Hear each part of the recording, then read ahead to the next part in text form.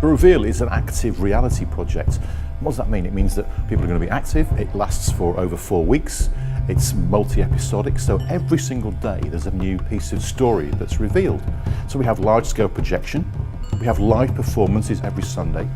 We also have filmed and cut sequences because this is part game, it's part narrative, and it's part adventure. And it's all happening across the whole of Kings Lynn in West Norfolk.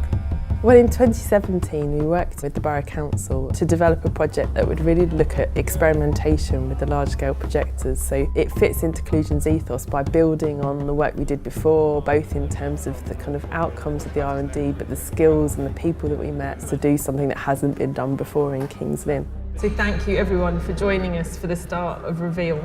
There's been at least 36 different creatives involved. Musicians, visual artists, illustrators and all kinds. Half of them are from Norfolk or have a very strong connection. The great thing about working with Kings Lynn Borough Council has been their attitude to risk. They're really keen to work with us to do something different that's going to be unique for Kings Lynn. We've got heritage, we've got artists, we've got creators, we've got young people who are always willing to work with new technology. So to have something revealed in our town is very exciting. I play the character of Maya, who's a young woman from Syria who's come over here as a refugee.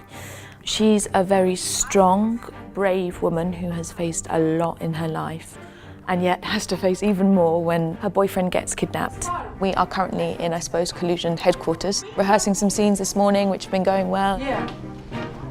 We're in a fantastic shop here, which is right on Norfolk Street in the heart of Kings Lynn. We've been using this place to rehearse all the live performances. Good people here in Kings Lynn. But also to use it as a studio. We've been filming here with Gavin Toomey, who's done all the assets for us in terms of the filming. Where I am, I cannot say. So all those little bits that you will see on the days when they're revealed in each of the windows as the story progresses, those have been made here in this shop. Even though you think you know what I've been through, you've no idea. So it's been a studio, rehearsal space, as well as an opportunity for us to interact, because this is open to the public to come in and find out more about what we're doing. We're here in Kings Lynn, come from Norwich.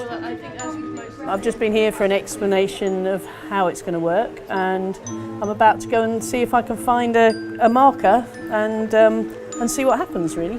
People need to look for these. This is R for reveal. And if you hold your phone over this, there's a new opportunity to discover a piece of the story, as well as some of the codes. These are all in different places and spaces, so people have to actively move around and actually discover where these reveals are hidden. And these codes you can collect in your code cracker. It's a good way for people to sort of get out and about and go exploring. And it's not just about the history though, is it? It's about getting people, you know, active, isn't it? And doing something, participating and being part of something. You're also cracking a code to help the characters working collectively to deliver parts of the story. You're following a map, you're searching and seeking. He has found a vowel. It doesn't necessarily have to be a vowel. As part of the Reveal project, we've been working in Kings Lynn with a number of schools and community groups. In fact, just about 300 young people have taken part in the project. They've been making digital light boxes which have been coded with digital maker Katie Marshall, and she's actually produced a whole series of coding activities. So every week there's been a new way of coding the light boxes to make different animated effects. The thing we're going to be doing today is going to be making our own digital light box. It's going to be this thing. They're going to be learning to do some basic coding with the BBC microbit. We're going to be covering a little bit of electronics because one of the things we're adding to the BBC microbit is a neopixel strip, and they need to, rather than me just showing them and then following along, I want to understand how it's connected and why it's connected the way it is. The light boxes were written into the story at certain points, so there was a cue for children to switch on their light boxes. And on cue, when Margaret says we're going to show the lights, what you want to do is you lift it up and then you can hold it up so it shines high up in the sky. That's the one. We're doing the final preparation on the rehearsals, which involves various hydraulics, and without giving too much away, we've got a few surprises up our sleeve in terms of some of those reveals of how that's going to happen. Do whatever needs to be done. But it's very exciting. It's always exciting putting something together for the first time. I think that's going to work, isn't it? So cool. I didn't think she'd be that high. Is she going to have her securities go behind her? No. We're excited that all of those assets are coming together. The music, the sound, the video, the filming, the text, the costumes, the actors, the performance. We're ready. Fear not, good people of King's Lynn. I come here in peace. I play Margaret of Antioch, who is the patron saint of King's Lynn. And she fought her way out of the belly of a dragon a few years ago. So yes, she's a tough cookie. And the whole of the town will now see the reveal. The conception of the piece is so much beyond just us actors and what we're doing. So there's all of this technology that's going on with finding the codes, and then there's the artists who are working on the projections. I promise, sir, I mean no harm. No harm? I heard what Margaret said. And also, I suppose, the audience as well. Like, it's very interactive and they contribute to the story as well. And you have a look for Joe, okay? Look, thank you. It's a bit like a box set of a narrative, but it happens over 4 weeks. So it's integrated with the technology, the live performances, the light, the music, the film, as well as the interactive and game-located images that we're putting around the town. Look to my church and see the sign to reassure you that all will be fine.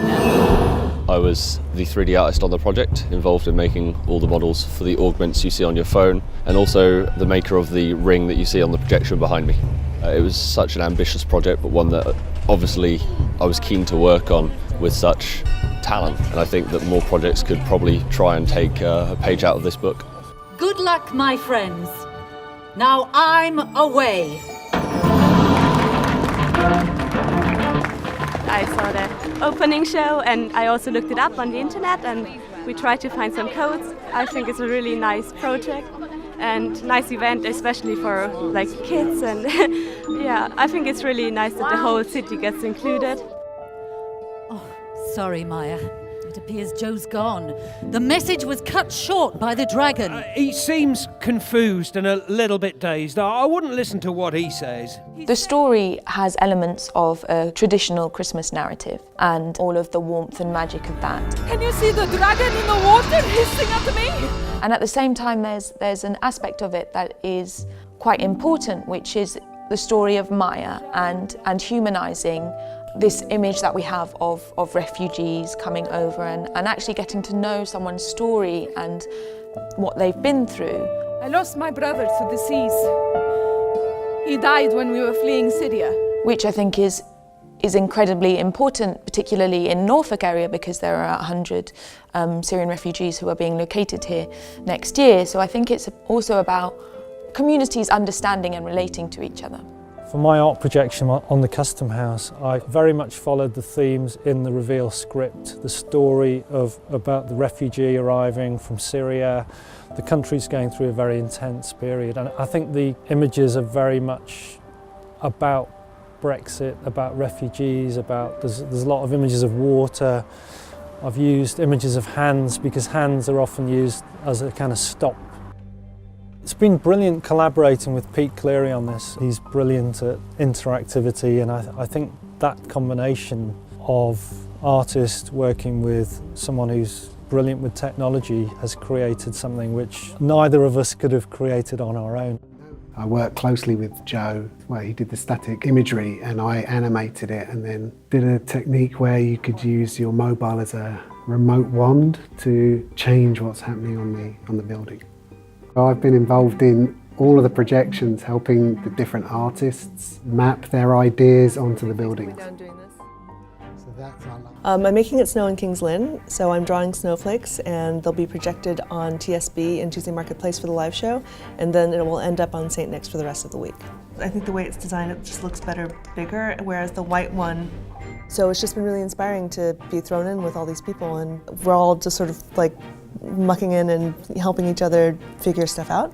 I think everyone's been pushed past what they normally do, and so there's kind of a sense of anxiety and excitement around each of our individual pieces as we're all collectively trying to put this thing together that no one's ever done before. Good to see you. It's good to see you too. But we can't stand here hugging them. We've just been following the map and the codes around and taking the pictures and on our phones and collecting the codes as we go. And then we're going to figure it out from there.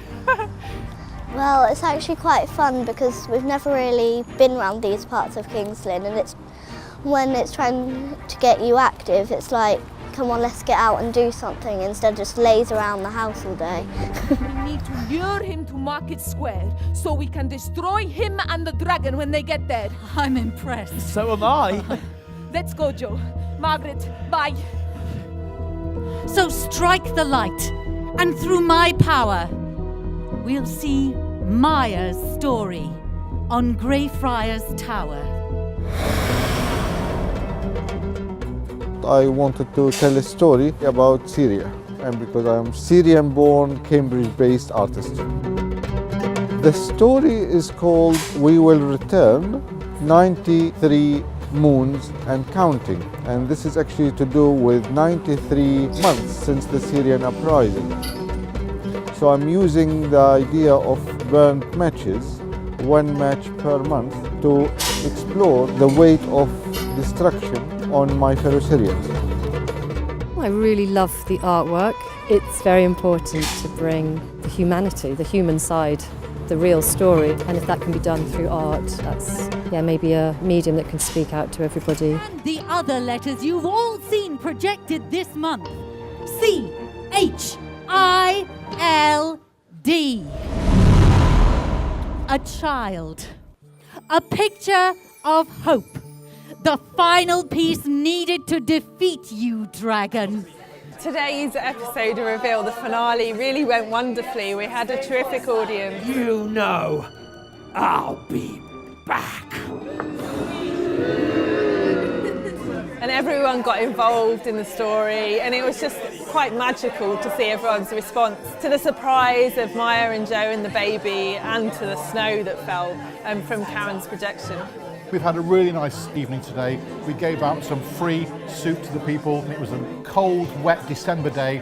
The people gathered round and we shared a moment of storytelling, of art and of creative activity. And that's the power of what an art and a cultural project can really do.